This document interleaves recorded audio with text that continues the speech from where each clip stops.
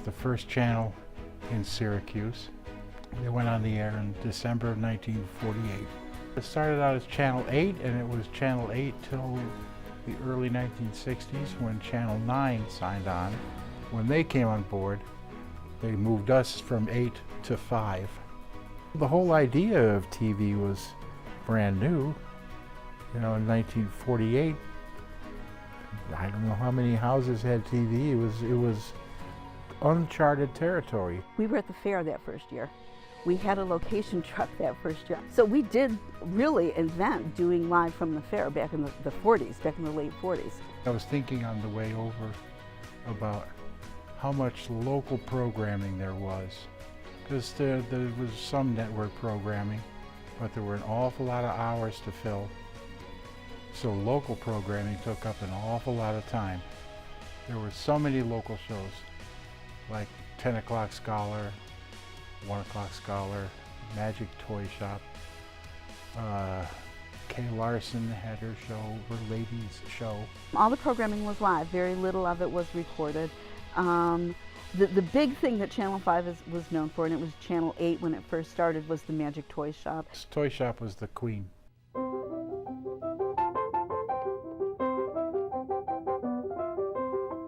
Boys and girls, this is the magic door to the wonderful Magic Toy Shop. But to open it, you need a key. Mr. Announcer Man, Mr. Announcer Man, I'm Merrily and I know the magic key. Listen closely, boys and girls, and I'll tell you what it is. A smile is the magic key to the magic door to the wonderful Magic Toy Shop.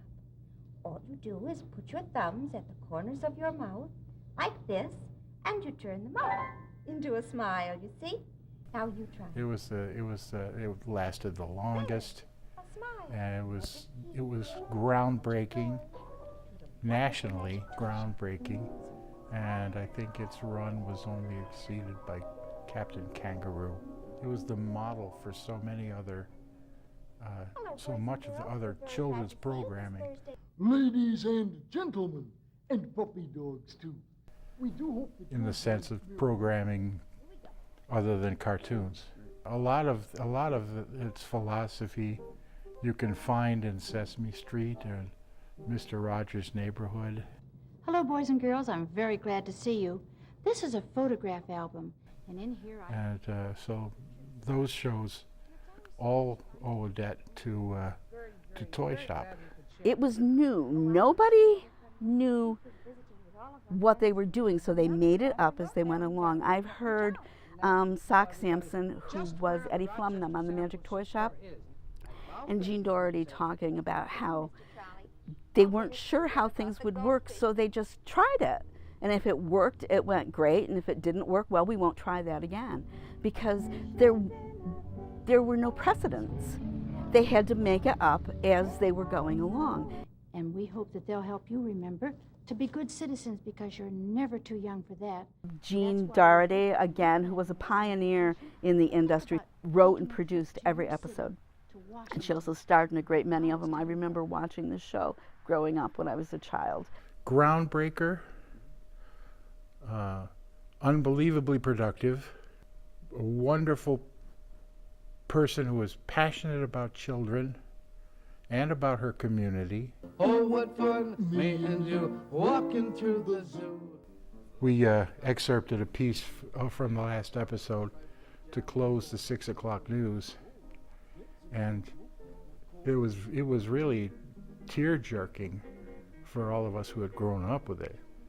So when the story finished and they came back to Ron Curtis on the set, the director, Gene Flavin, had gone in very, very tight on Ron's face because there was a tear trickling down his cheek.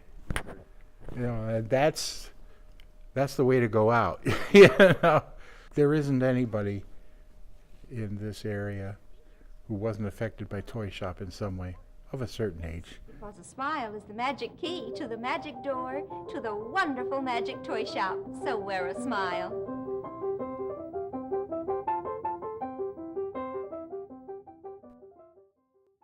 Gene Doherty did something like 6,000 different shows, between Toy Shop and her documentaries and her specials and her Christmas shows.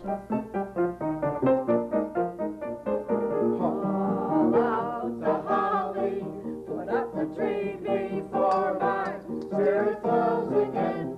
Hang up the stocking, I may be rushing things, but deck the halls again now. For we need a little Christmas right this very minute. Candles in the window, carols at the spinet. The viewers out there really wanted to hear Gordon Alderman doing Let's Keep Christmas, and really wanted to hear the story of Carolee.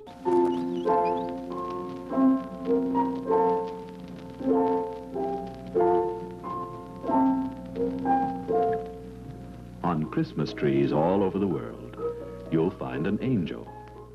It was the story of Carolee that Gene Doherty had wrote about angels at Christmas time. There didn't seem to be a thing that Carolee could do right.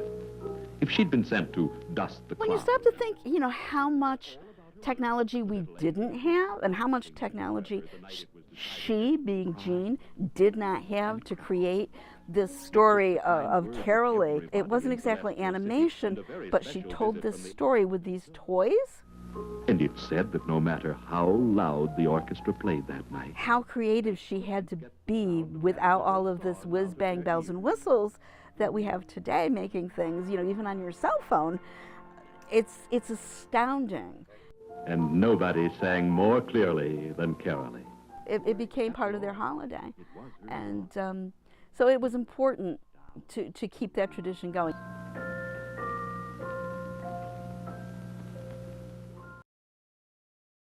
News was kind of it was kind of a stepchild at the beginning. People weren't used to having long form news. You know, they get it from the radio, you know, which was 10-15 minutes, and the whole idea of coverage,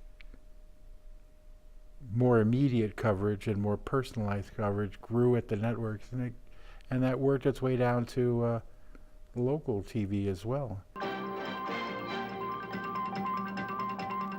This is News Center 5. So we wrote half-hour news for a very long time. People trying to build more audience, you know, they built in more news time until, as you say now, it's an hour and a half. Art Goodwin did the noon news for years, and it had an over 50 share every day, you know. And there was letters to the editor. People loved the letters to the editor. And Art Goodwin would always haunt the mailboxes every day. When the mailman came, I had to sort the mail, and Art Goodwin just hung out there constantly because he had to get those letters to the editor to try to find something really good for his new newscast. And we stayed WHEN until 1976, when WHEN Radio and WHEN TV split up. HEN Radio kept the HEN call letters, and we came up with WTVH.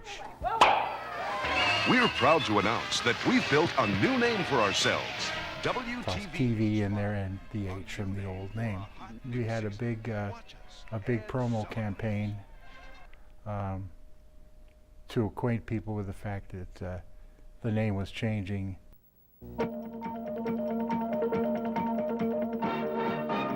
The first, the only live news coverage in central New York was Election Night 76, when TV5's Live Eye went to Carter Mondale headquarters. We had a lot of firsts. We were the first TV station on the air. I was there in the studio the night that we brought out the TV5 Live Eye for the first time.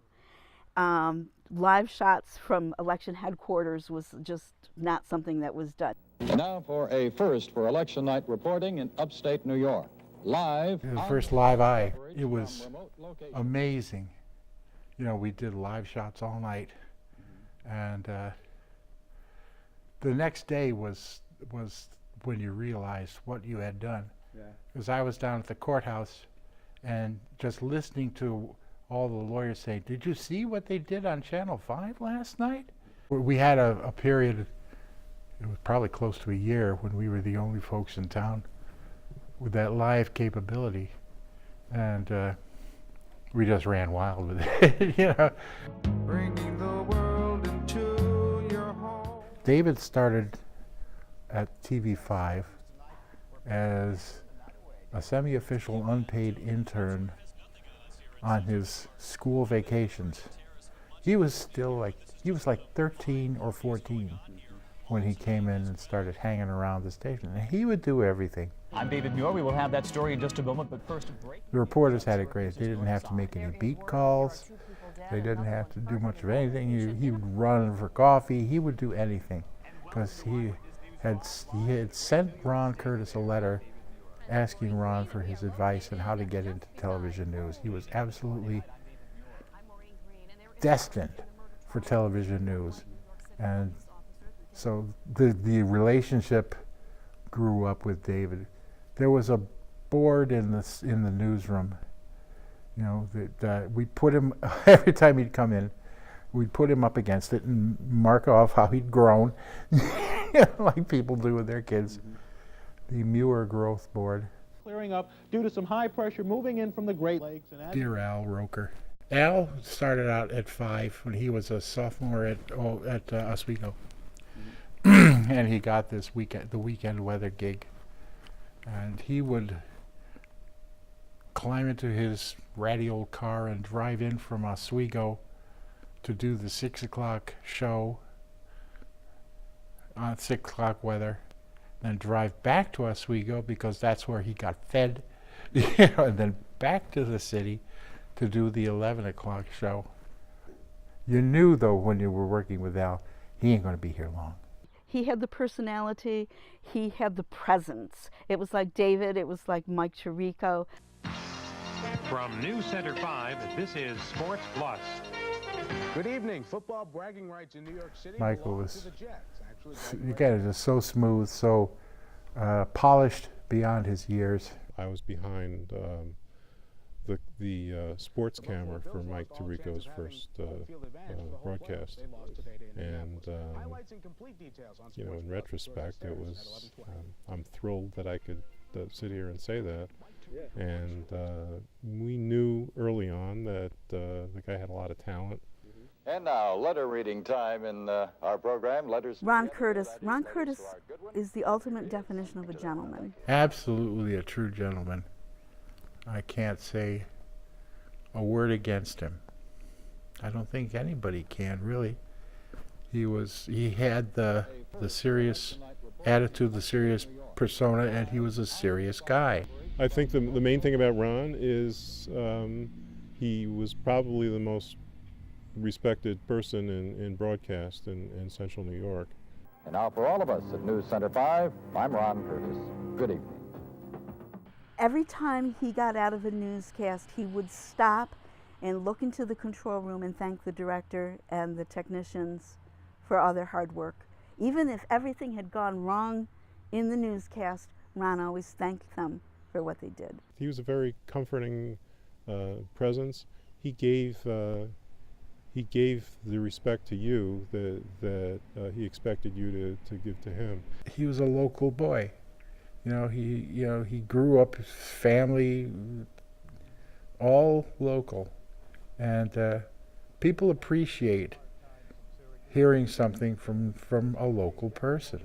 It's common knowledge that he was offered to take a job at CBS, and he decided that this was where he wanted to stay,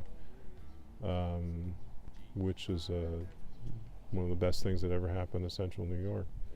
Good afternoon. Thanks for joining us here on CBS 5 News at noon. I'm Allison Mike, your top 5 stories. People have to know you're trustworthy, and I think that we demonstrated that many, many times. Hello, everyone. I'm Michael Benny. Here are the top 5 stories right now. We've got your back. We'll be there for you.